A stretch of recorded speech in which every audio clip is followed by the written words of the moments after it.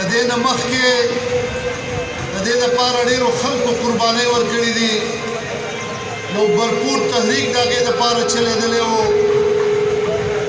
او د هغې نه پس د هغه قربانو نه پس د قائد اعظم محمد علي جناح په شکل کې پس موږ ته یو آزاد مملکت د پاکستان په نوم باندې چې هغه چې پیل شي هغه په وجود کې قایم شو او هغې نه پس چونکې زموږ د مسلمانانو د هندوانو ثقافت هغه الګ الګ و هغې کې موږ یو ځای نه شو پاتې کېدی زموږ په کلچر زموږ په مذهب زموږ عبادت هر څه کې فرق و نو مسلمانانو ته جدا ملک پکار و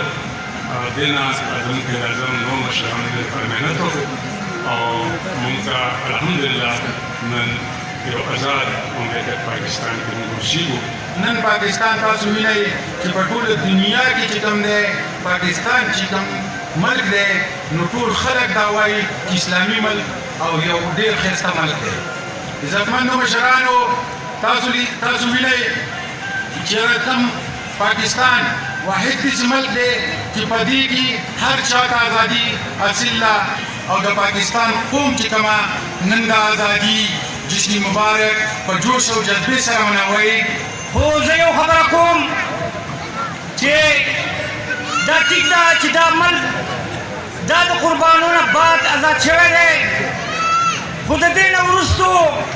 په دې ملک کې د پاکستان د قوم د پاکستان د مشرانو هم ډېرې زیاتې قربانۍ دي که دلته کې دې ملک ته چا په بد نظر کتلي نو هم دې خلکو دې عوامو د هغې دپاره قرباني ورکړله الحمدلله په مونږ کې دا یوه جذبه شته چې که خدای نخواسته بیا هم دې ملک ته څوک په بد نظر ګوري نو مونږ به د حکومت نه د سیکورټي فورسز نه مخکې